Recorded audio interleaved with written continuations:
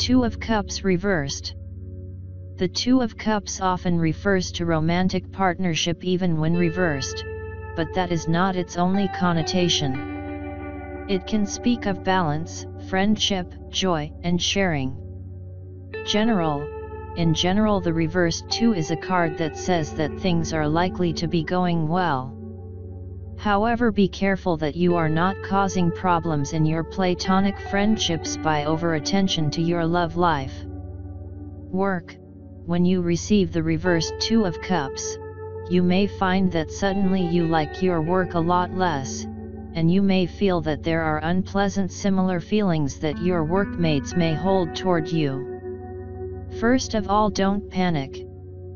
This is possibly a passing phase.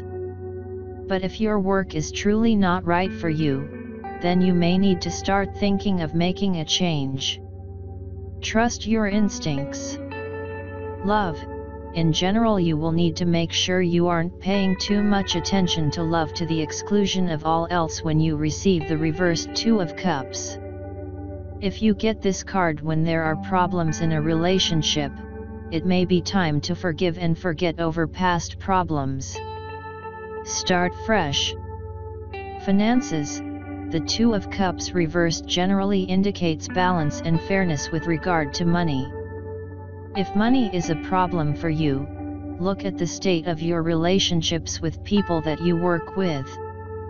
Is there something that you can do to improve your working relationships? This will very likely improve your money flow. Also, health. If you are facing particular health problems, the reversed Two of Cups can indicate a need for you to consider your feelings about allowing others to help you. You may be in need of some healing, but it may be hard for you to accept help.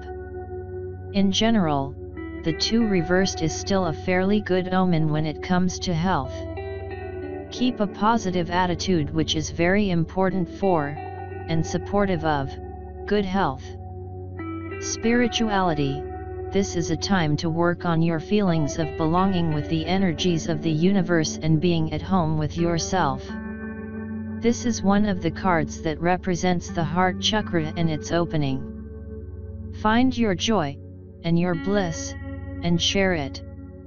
No one can do these things for you.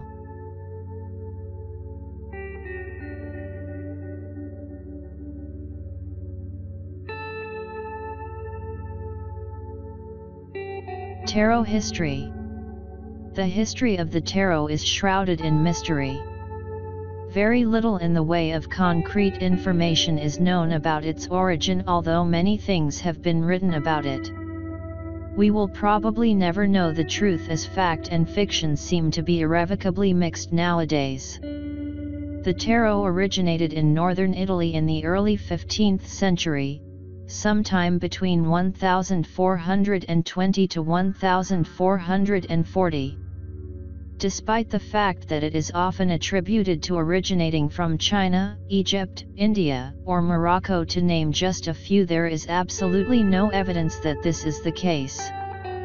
Nor, as is often quoted, is there any evidence whatsoever that the tarot was brought to Europe by the Romanis. The name tarot is often attributed to being Egyptian, Hebrew, or Latin. This is not the case. The earliest names are all Italian in origin. The cards were originally called carte de triomphe.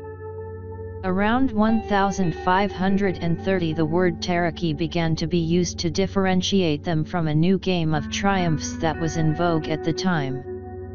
The etymology of this new word is unknown. The German variant was known as tarot and the French tarot. The symbolism for the tarot is drawn from the culture of medieval and Renaissance Europe. The tarot subjects are distinctive to European Christendom. The symbolism does not come from Egypt or any of the other exotic locales often mentioned. It is often stated that modern-day playing cards evolved from the tarot. This is not the case. Modern-day playing cards came to Europe courtesy of Islam. They were an adaptation of the Islamic Mamluk cards. They appeared quite suddenly in many different European cities between 1375 and 1378. These early cards had suits of cups, swords, coins, and polo sticks, and courts consisting of a king and two male underlings. The tarot adds the Fool, the trumps, and a set of queens to this system. Sometime before 1480, the French introduced cards with the now familiar suits of hearts, clubs, spades, and diamonds. The Joker is not original to either the early form of modern-day cards, or to the tarot, but instead originated in the USA around 1857 and was used as a wild card in poker as well as the highest trump in euchre. It is also often stated that the Catholic and Protestant churches outlawed the tarot and all who used it in an effort to stamp out so-called heretical teachings. This is not the case. The Inquisition documented what the Church considered as evidence of heresy in great detail. The tarot was not even mentioned. After the Reformation, less controversial images for the Pope and Papess were substituted by card makers as the Church had objected to the original images. It is often said that the tarot was not used as a divination tool prior to 1781. The tarot was used as early as the 16th century to compose poems describing personality characteristics. There is historical evidence that in one case at least these verses were presented as relating to the person's fate. In other words, divination. Divinatory meanings were assigned to the tarot in Bologna in the early 1700s, and this is the first unambiguous evidence of tarot divination. Ordinary playing cards were connected with divination as early as 1487. It is not unreasonable to think that the tarot was also. The tarot has often been attributed with being a pillar of Western esoterica occultism. This is certainly not the case. The first occult writers to discuss the tarot were Court de Gobelin and the Comte de Melot in 1781. The tarot was not mentioned in any occult work for the first 350 years of its existence. The terms Major Arcana, Minor Arcana, High Priestess, and Hierophant are anachronistic when referring to the older tarot decks. The historically appropriate terms are the trumps and the fool, the suit cards, Papess or Popess, and Pope. Likewise, pentacles and wands are relatively recent substitutions for the traditional suit names of coins and staves or batons.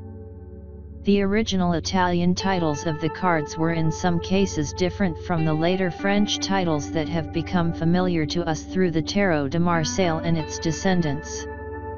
Also, the ordering of the trumps varied considerably in Italy where the cards originated. It is not known which ordering is the earliest one. Even the number of cards in the deck varied a great deal. So care should be used in making statements about the original meaning of the cards based on the familiar titles and ordering. Many believe that the Waite-Smith Tarot is the original, standard, or most authentic tarot deck in existence. This is absolutely untrue. The Waite-Smith/Rider-Waite deck was created in 1909. Not even 100 years ago, making it a relative newcomer in the almost 600-year history of the tarot. There is actually no definitive version of the tarot.